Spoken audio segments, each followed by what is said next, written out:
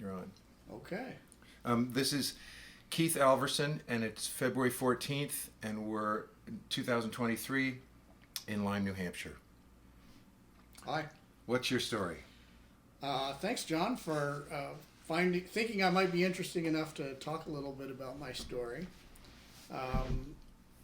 My background in college was in engineering, so I was a mechanical and aerospace engineering graduate, undergraduate school, and I also did East Asian studies.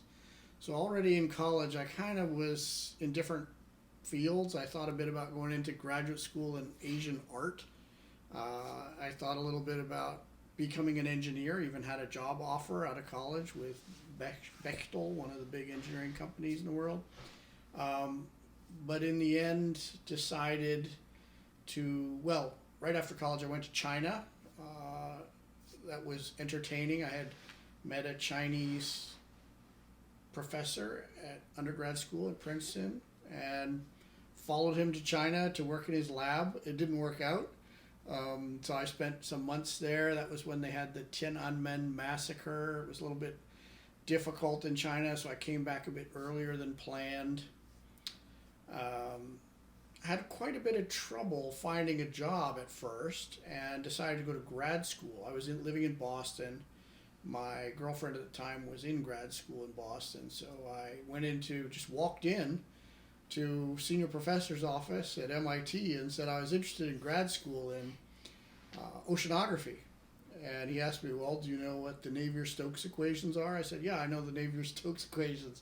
And he said, okay, you're exactly the kind of person we want to apply.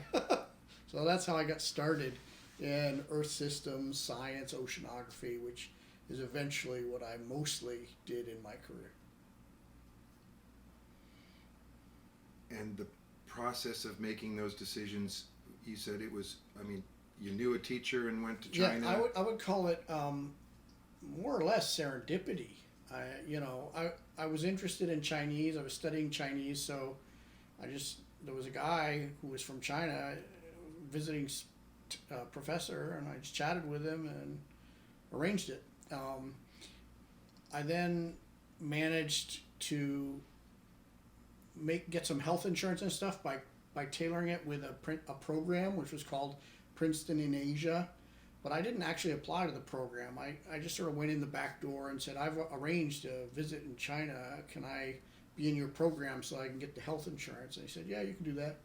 So I guess I would say those early decisions or early forks in life were a lot about serendipity, a lot about, whoever you happen to meet, whatever you happen to interest you in, just finding an opportunity here and there, just grabbing it. Rather than really planning something carefully.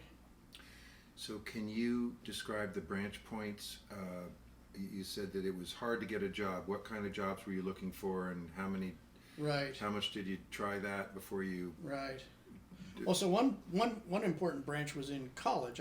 You have a lot of, when you're in university, you have all these opportunities through the college system, the career services and so forth. And Actually, I don't think I got mine that way, but it was from another student whose father worked for this company, and I chatted with him, and he told his father I spoke Chinese and I was interested in working in China as an engineer, and that was Bechtel, which is a big company, and they offered me a job, but it was in Shanghai. It was in, I wanted to go to Shanghai, but it was in San Francisco. And they said, well, you got to start in San Francisco. And I said, no, I want to go to China now, so forget about that. I went to China on my own. So that's an example. And then when I was deciding to go to graduate school, I came back to Boston from China. I was living there for about a month, giving my resume to different companies, different engineering companies, finance companies. And basically, if you weren't, on the interview list for graduates of the university that year, when they come around and look, they don't have a way of receiving your resume, or they didn't at the time. That was a long time ago, before the internet and everything. Roughly what year? I was 1988, or early 89. So. And that's a year after you graduated. Yeah, yeah. Or half a year. I'd gone to China for half a year. So, yeah, I wasn't having much pickup in the private sector for whatever reason. I think it was just because I was walking in off the street, kind of, rather than being in my senior year in college. That was my impression. What kind of jobs were you looking? I mean, Yeah, I don't just really listed... remember all of them. There was no internet then, so I wasn't looking on the internet. I must have just been walking. I remember walking into some of these engineering consulting kind of firms, finance firms, places where I knew would be attracted to somebody with a bachelor, engineering degree from an Ivy League school and an appealing candidate, but I couldn't sort of get their attention. Whereas for grad school, I was able to. I made an appointment with this very senior professor, chatted with him for a bit, and he encouraged me to apply, and he basically said I would get in. He said, yeah, you apply. I mean, he couldn't say that, of course, but he said they would look very positively on an application from me. So how long did it take and what degree did you get? What did you learn? Yeah, PhD in Earth, Atmosphere, and Planetary Sciences. So it's physics of the ocean. It took me 5.5 years to do that. And how did you... Pretty standard. How did you develop that interest from... Well, it is the same equations, the Navier-Stokes equations. So my engineering degree was about fluid mechanics, like how do planes fly, how do power plants work, how to... all kinds of engineering related to fluid flow. And the same mathematical equations govern the ocean and the atmosphere for that matter. So meteorologists, oceanographers, and engineers all use the same mathematics to figure out how fluid flow is going to work. Just different terms are important. In the ocean, the Coriolis term, because the Earth is spinning, is very important. On an airplane, it's not. On an airplane, compressibility is very important because the air compresses when you're moving something very fast through it. So you have different terms, but it's fundamentally the same physics. And what area how would you describe in a way that normal people could understand what your thesis was about? Yeah, my thesis was trying to explain why ocean water sinks when it gets cold at the top. You would think it would just sink, cold water sinks, but because of the rotation, turns out it's not very easy to sink cold water. You trap water locally within 100-kilometer radius or so, and things start spinning. So, for example, if you do the thought experiment, what would happen if you had a pillar of water on the ocean that was 100 kilometers wide, straight up, like a tube coming out of the ocean, and you just let it go and see what happens? Most people would say, oh, it just sink down and make some waves and then it'll be flat. But in a spinning world, that doesn't happen. It stays up. It sinks a little, makes a little circle, but then it starts a current, and the current balances the gravitational forces, and you stay with a big bump in the water. The Gulf Stream is a good example. The water across the Gulf Stream rises a meter as you go across the Gulf Stream. There's just a 1 meter jump in sea level. And how much And space? Over about 100 kilometers. So that meter jump in sea level in the Gulf Stream is balanced because there's a current, which is the Gulf Stream going this way. And that doesn't make any sense to you. Why would I push you and it goes up over there? Makes no sense to anyone who's not thinking in a rotating world. It's because of this Coriolis force. You push things and they go that way. So the Gulf Stream balancing that pressure gradient is a rotating phenomenon. But to get back to my thesis, so how do you sink water? How do you make water go down? And my thesis was looking at a seamount, a big bump in the bottom of the ocean called Maud Rise. It's in the Weddell Sea. And I argued that flow past that seamount was making a kind of a pipe, and that water could go down that pipe, and that was driving some of the heat fluxes that the ocean carries. So when we say, Europe is warmer than the North America because of the thermohaline circulation, because the ocean is bringing heat up. This is one of the ways you drive that circulation, is by sinking cold water down and drawing surface water towards the pole. So anyway, that was my thesis. What might have been some of the practical ramifications of your findings? Well, there was this big. The reason I started that study was in the 1970s, before we had very good ability to get down to the Antarctic in the winter. Our satellites told us there's a big area of open ice. So it's dark. It's 20 degrees below zero. You'd think all the ocean would be frozen, but there was this big area. By big, I mean about the size of France, that was not frozen. And it lasted for several years in the mid-1970s. And how could that be? You know, if it's 20 below zero and pitch dark and the ocean's not freezing, why not? And the answer is because hot water or warm water was coming up from the bottom and the ocean was convecting, keeping that patch free of ice. This is where? Antarctica.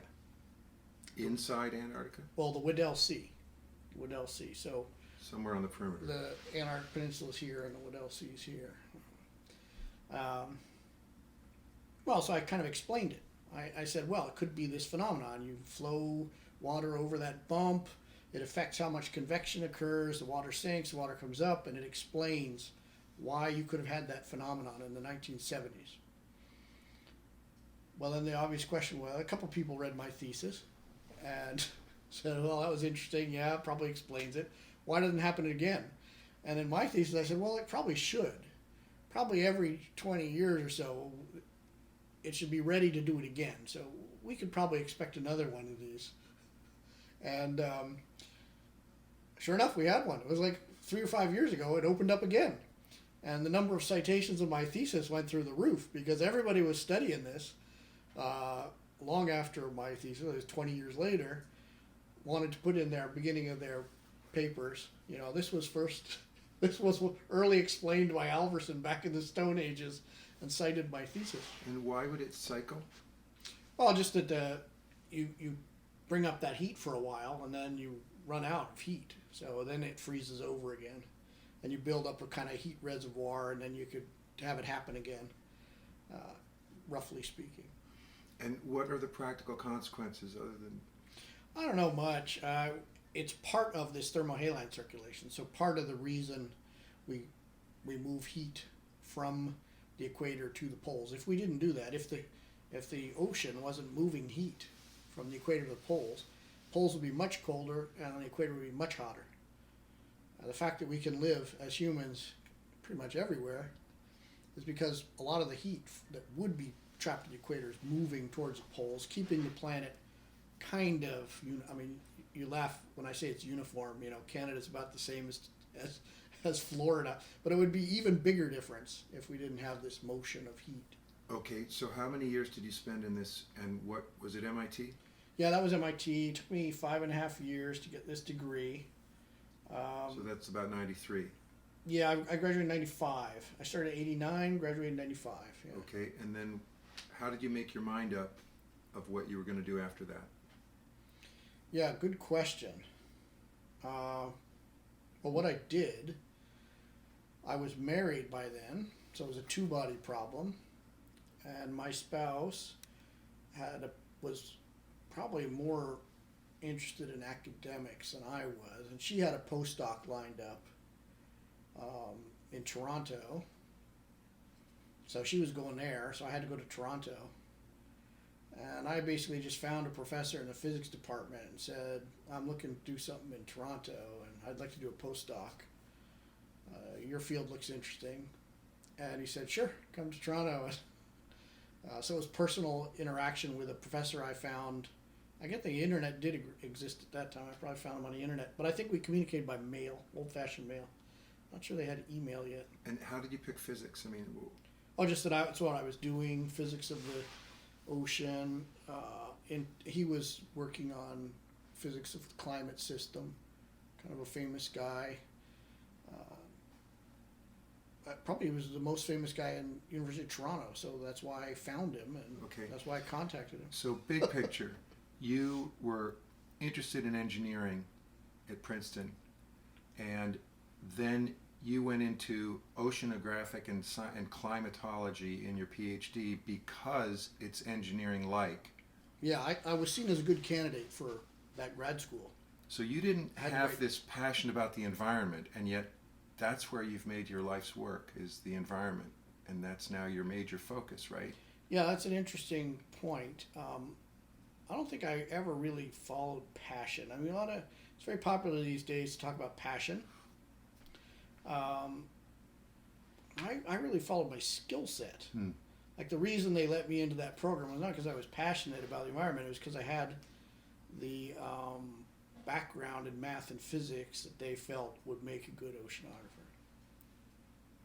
And probably that's why I got the postdoc too. It wasn't so much a passion about climate as, well, I've done some good work in related fields. I've demonstrated skills.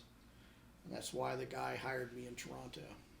Okay, so take us through your work in Toronto in the big picture of your life, and how did you shape your career? Yeah, Toronto was interesting because I was working in a new field, so I had to change. It's not even on a coast. So there aren't many oceanographers in the middle of Ontario. Okay. There may be a few, but not many. So I moved into more climate work, and I was doing some modeling, trying to explain carbon dioxide levels in the atmosphere, how they change on interglacial cycles. I also started cooperating with some people who were looking at ice cores and trying to explain climate change over the last 200 years with measurements in ice cores. Partly probably because I was not doing oceanography, like a lot of my colleagues had gone straight into a postdoc in this exact same field, but I was in a new field. I was able to probably think a bit more randomly about what are interesting problems because it was new. I was only there a year and a half as a postdoc, and as I say, I'd followed my wife. She was doing the more important postdoc in Toronto. So put your topic into very easy to understand terms. I know you mentioned carbon dioxide and ice cores, but how would you describe your work from a layman's point of view Well, in Toronto? the ice core work was what has been the 200-year history of climate in the North Pacific. How do we know whether it was hot or cold or rainy or snow, a lot of snow falling in the North Pacific region? So, even say Seattle. How do we know what the climate was like before we were measuring anything? We only started measuring things in Seattle about 50 years ago, maybe 100 at And best. why was this topic important? Well, I was asking that question: is climate change pushing us outside the natural variability? At the time that I was doing this, we didn't really have a solid answer on that. So it was part of the work on how is human impacts on climate change different from the range of natural variability. And what did you find? Well, I mean, the famous finding is this hockey stick curve. It's not my publication, but global average temperature over the last 1,000 years sort of wiggles around. There's a bit of a dip for the Little Ice Age, a bit of a rise for the medieval warm period, and then a huge tick up from humans. And it looks like a hockey stick. That's global average temperature. If you look at something regional, like precipitation in the North Pacific, it's not always such a clean signal.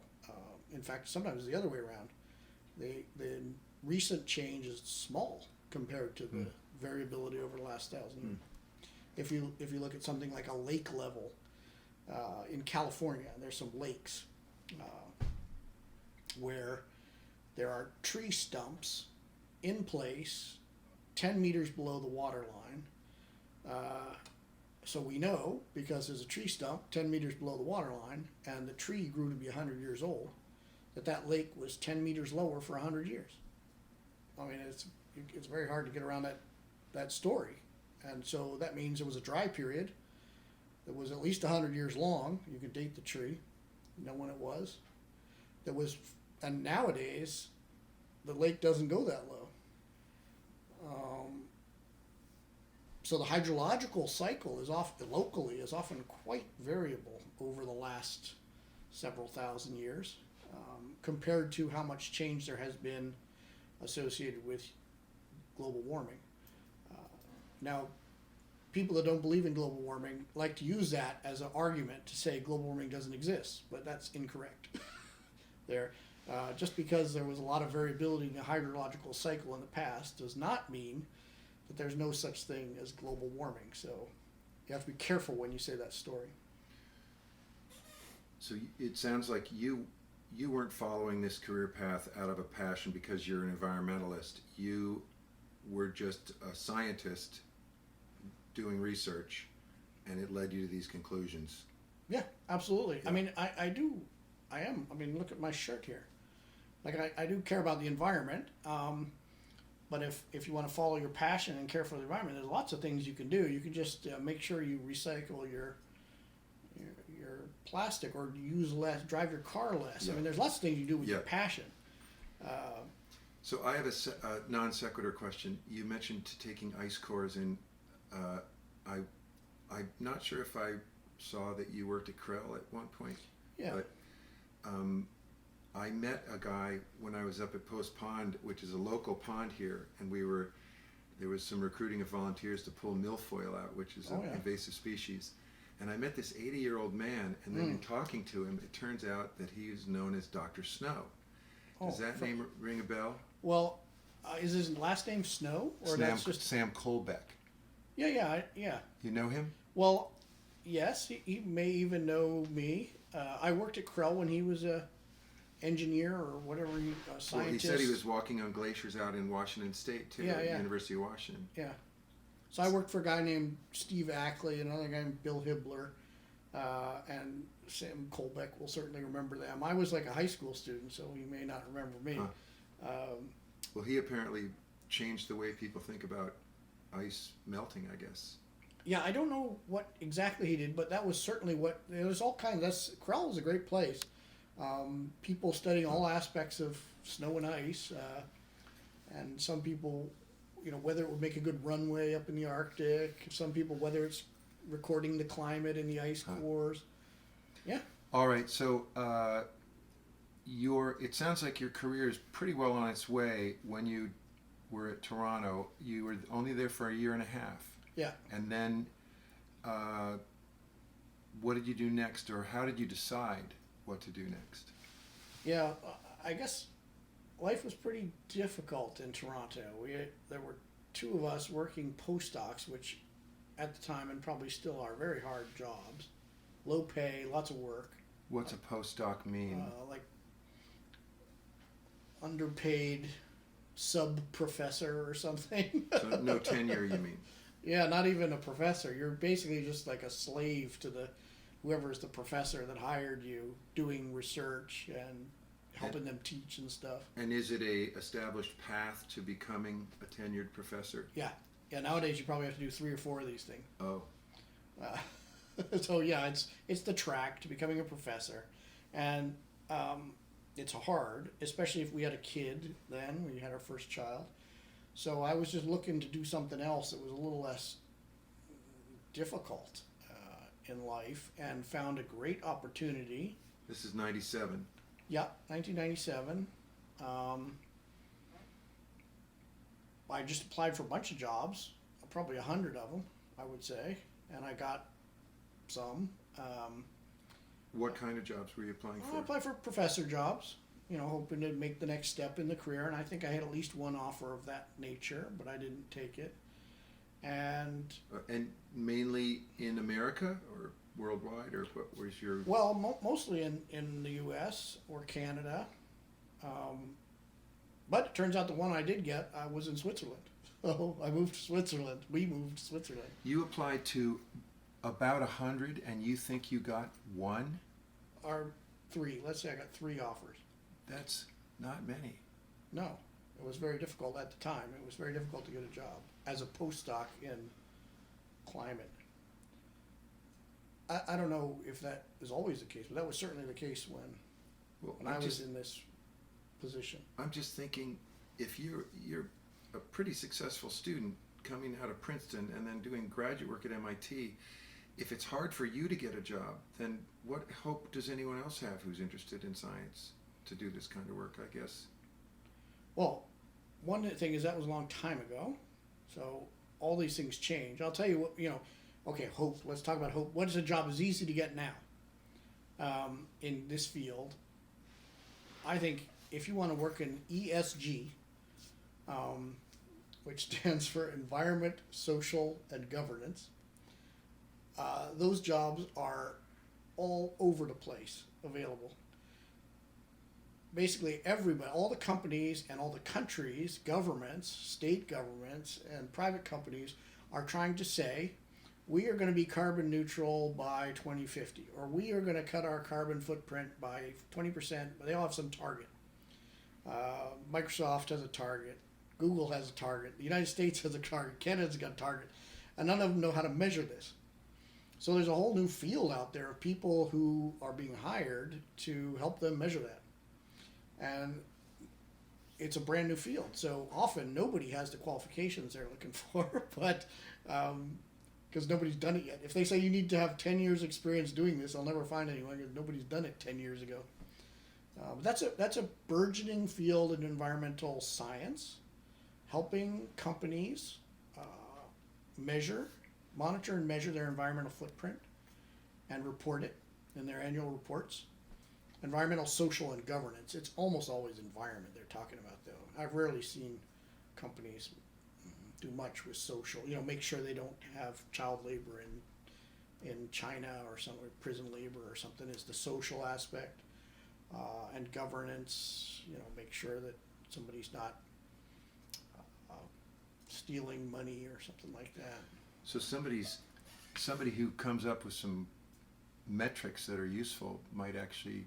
Well, they have a whole bunch now, and there are a whole bunch of acronyms. I don't know much about them, and they're not very useful. There's a huge problem with that whole field. Basically, Microsoft hires a company. Microsoft buys some trees somewhere. It says, well, we're not going to cut down those trees, so they're going to be a carbon sink, right? And then they hire a company to tell them that that's certified. That's okay. That thing you're doing with those trees is certified, gold standard carbon removal. But they're paying the company. The company has an incentive to tell them this. And the whole thing is a bit of a deck of cards. So that field is going to be changing a lot because now there are people publishing papers in the academic community saying, well, wait a minute here. Only 1% of the gold certified carbon removal projects actually removed any carbon. What's going on here? And, so there's a lot of room for improving and change. There will be a lot of rapid change in that field, but there are still a lot of jobs being advertised by all kinds of companies, banks, big companies, small companies, in this general field of monitoring and reporting your environmental footprint. All right, so if you could take us through what happened in Switzerland and bring us to the current day. Yeah, that was current day. Switzerland, I was a job in paleoclimate, which I had done a bit of in Toronto, working for an international science coordination group. I was funded by Science Foundation and NSF in the US and the Swiss one. And, I did synthesis publications. We put out some books on past global change and its consequences for the future, or its relevance for the future, which were co-authored by hundreds of scientists around the world. And that hockey stick curve that I talked about was in there, for example, or Al Gore in his movie had the CO2 going up and down for 4 glacial cycles and then going up off the screen. You might have seen Al Gore's movie. Now, we published that picture before he made his movie. Oh. That's the kind of thing we were doing, looking at the past and how it compares to the future, and asking that question: well, is this robust? Is this scientifically clean? You know, does this paleo data match with the modern instrumental data and the models? And what does it tell us about global climate change today? What does the global past workings of the system tell us about the present and future? And so how long were you in Switzerland? That job I lasted a bit longer. We were 7 years there, which was a good long time. 2004? Yeah. And in 2004, I started working for the United Nations. So I moved to Paris. I was working with UNESCO. And getting that job was quite, well, I applied, I bet I applied for 100 jobs around then when I was seeking to leave Switzerland. And got a handful. So again, the 100 to 1 kind of ratio is about right. Still, United Nations would be a pretty prestigious position. Yeah, it was a good job. The reason I got that job was just luck. That was around the time when George Bush was invading Iraq. And George Bush wanted to show the world that U.S.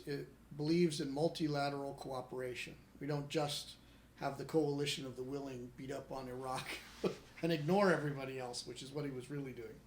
But we also cooperate with everyone. And so he rejoined UNESCO. We weren't members of UNESCO. Ronald Reagan had pulled us out in the 80s. So George Bush says, U.S. will rejoin UNESCO, and my wife, Laura Bush, will work with them on education, and we're really happy about UNESCO. So UNESCO has a nationality-based algorithm for their employees based on how much money the country gives and how big its population is. So you can imagine, the U.S. has a big population, and it's a very rich country. So the quota for American, and we hadn't been a member for like a decade, so there were almost no Americans working there. And the quota was, like 200. So they had to quickly get 200 Americans and fill the American quota. So I just got lucky. That was a good time to apply to UNESCO. And I was also qualified. How long were you there? 7 years at UNESCO. And then I was seeking to move up I was at the highest professional level, it's called. I wanted to become a director in the UN, and doing so within UNESCO was kind of constrained. So I went to UNEP, the United Nations Environment Program. I applied for a job, I got it. Doing climate work for the UN Environment Program. It's based in Nairobi. So that took you to Africa? Yeah. I was in Nairobi then, working. So in both UNESCO and Nairobi, I was working on climate issues and issues related to governments agreeing on things. UNESCO, it was agreements on monitoring. Just because we've been shooting down balloons lately, one of the big problems I had at UNESCO, we have floats we put in the ocean to measure things, and they drift all over the place. And so we had endless discussions amongst member states about which floats were allowed to drift into somebody else's waters and not get shot, not torpedoed, and which floats were not allowed, or you had to ask permission.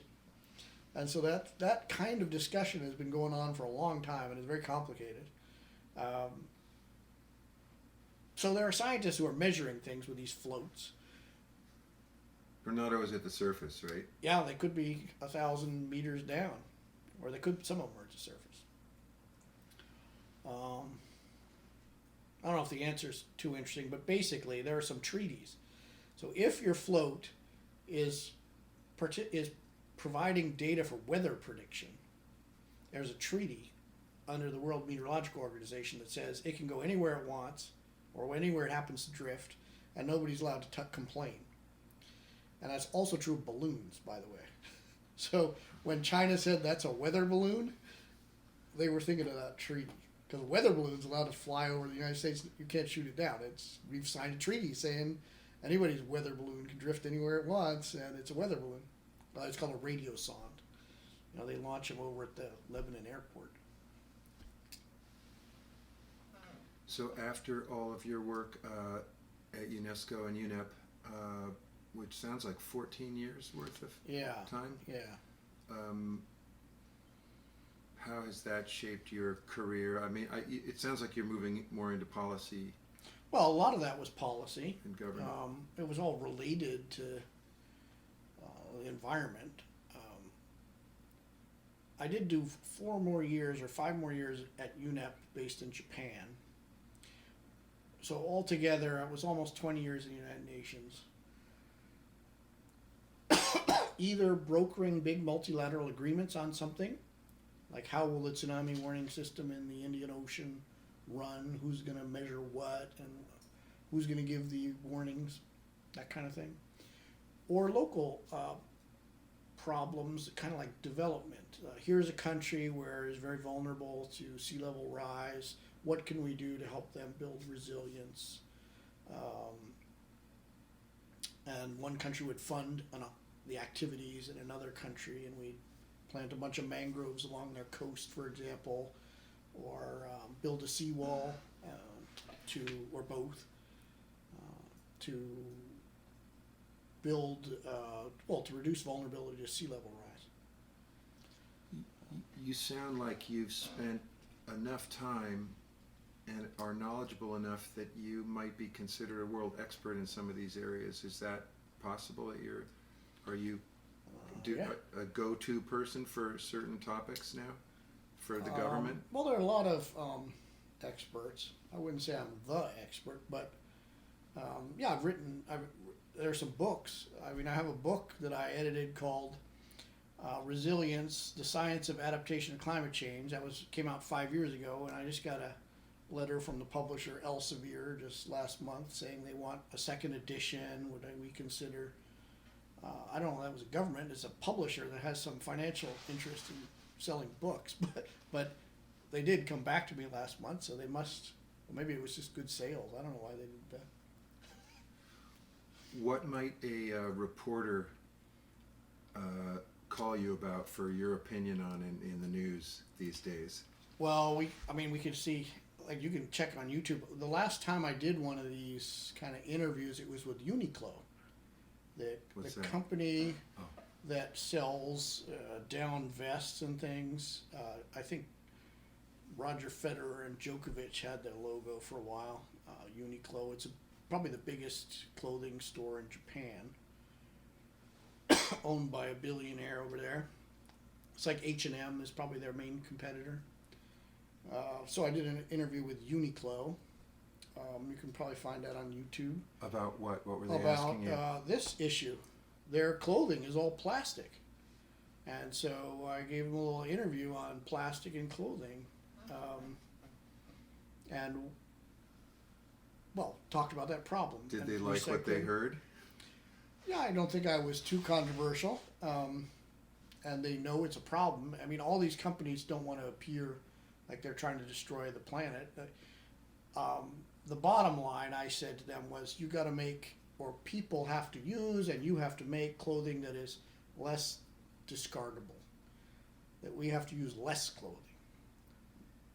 And whether it's polyester or some mix or cotton, all of those things have environmental footprints. So they all damage the environment. Microplastics, okay, those are bad, but so is the fact that the Aral Sea in Kazakhstan is shrunk by a factor of 10 or something because they've been diverting all the water to grow cotton. So, the real solution there is to be less of a consumer culture and not buy a new shirt every month or however, but to keep your shirts for a longer period of time, less fast fashion. That was sort of my message for them. But you can find the YouTube video and splice it in here. So in your last 2 decades, you've how did you get knowledgeable or focusing on plastics? Well, that was my last job in Japan. I was looking at technological solutions to environmental problems. So you find an environmental problem, and then you ask the question, where is the problem something where technology can fix it? Where the limiting constraint to making progress on this problem is a technological one. So global warming, is it a technological solution? Some people would say yes. Yeah, we just got to invent a thing that sucks carbon out of the air and we're done. I would say no, it's not a technological, or at least not now. We don't have that technology. Right now, the solution to global warming is nothing to do with technology. Is we've got to stop burning so much fossil fuel, change our behavior. But there are problems that are technological. And so for one example, a good one is waste. You look at New Delhi right now, there's a huge air quality problem. There are giant piles of garbage everywhere outside. When I say giant, I mean, higher than the Eiffel Tower and 10 miles across. And they catch fire all the time, spontaneously combust because methane's generated in there and it's a hot climate. And there's constantly smog all over New Delhi. And there are, 10 million people living there whose lives are being shortened, whose quality of life is low, can't go exercise half the time because too much smoke in the air. There's an easy technological solution to that. It's easy to get rid of trash. We don't have those trash piles in North America or Europe. So that's an example, technological solution. What is the easy solution to that big pile in New Delhi? Well, okay, easy was probably a little glib. But in Osaka, Japan, where I lived... You could say obvious, maybe. Well, technology does have to be put in place, and there's always something else, like how much it costs, right? Or whether people can use it properly, or whether you can maintain it. So I was speaking a little glibly when I said it's easy, but the technology exists. So, and I gave the example of Osaka is a population of 10 million. It's about the size of Delhi, probably. They have 6 waste-to-energy incinerators in Osaka. 6 installations where they take all the waste, burn it, take precautions to ensure the various toxins don't come out that flew, remove the bottom ash, which is about 10%, and make artificial islands that they place all over the airport. The Osaka International Airport is built out on the ocean on an island made of incinerator ash. From your point of view, if a young person wants to make a career in a way that will be most impactful in helping our current situation in this world, this seemingly shrinking world, what do you have any suggestions? Or? Oh, waste management's a great one. Well, first of all, we haven't solved it here. There are lots of waste challenges in North America. You don't have to go to the developing world to find them. There was some journalist did a study, it was in the UK actually, these plastic bags at Tesco, which is a grocery store. And they have a place you can put them to recycle, just like Hannaford's has here. You put them in a box, and they recycle them. And so they put some tags on a few bags. Where do they go? None of them were recycled. They were all trucked off to Turkey. One went into the Mediterranean Sea. I think a couple got burned in Turkey. Basically, they were not being recycled. And I'm sure that if there was someone here in Lyme who wanted to study where our recycling goes from that transfer station, they found equally difficult things. So there are lots of problems here. But I think waste is a big one. Humanity is generating enormous amounts of waste, all kinds of complicated wastes, and finding ways to reduce the volume and reduce the number of toxins contained in waste and reduce their impact on the environment is a great field to go in because there are solutions. Do you see any young heroes in the world? Do you know of any that are you're saying that's what we need? Yeah. In fact, I was on a panel that decided on some. What was that? UK Engineering, Royal Society of Engineering had a program, end of life, I can't remember what it's called, but looking at the end of life of manufactured products and how you get rid of them. It included things like oil rigs and what do you do with your old oil rigs, but also everyday products like this camera. How are you going to get rid of this? What are you going to do with it? And we went through a process of taking in applications for young champions, and they would get, I think, a little bit of money and some publicity. And we had to, as the steering committee, we had to decide which ones were going to win. And were you encouraged by the applicants that you saw? Not all of them. Some of them were very enthusiastic, but doing something that I couldn't see why on earth that would make a difference. Sometimes you're surprised by things. I was in a similar panel at MIT. There's a thing called the Climate Collab, where they seek climate solutions from the hive, the web hive, and you send in your solutions or something. And we had to vote on these. And the one that won the year I was on the voting panel was a guy in Florida, or maybe it was a woman, I don't remember, who suggested hurricane warnings and stuff need to be made available to the hard of blind and hard of hearing communities. The people who can't see these warnings or hear them properly. And well, it was interesting because the person found a community of people that were not being served with proper disaster warning. And it turns out that population is pretty big. I was like 1% of the population of Florida can't hear a normal television when you just turn it on normal volume. Or maybe it was even 2%. It was high. So there were many, many people. And it's necessary. There was this really weird thing that went on after this. It was after we'd given it, where there was someone doing hand signaling with the governor or something, saying take shelter, this hurricane's coming in. It was just nonsense. They'd hired a person that didn't know how to do it properly. And so, sometimes these solutions, right, are about some minority population or an underserved population, and are pretty easy to think up. And it's just nobody thought of it. So I encourage young people to think about that as well. Just not how do we make everybody resilient to climate change, but who's really vulnerable, and how can you put yourself in their shoes and improve their resilience. If you had to do it again, would you make any major? Do you wish you'd made any different decisions in your career? I mean, lots of decisions where it could have been very different. But I don't know if it would have been better.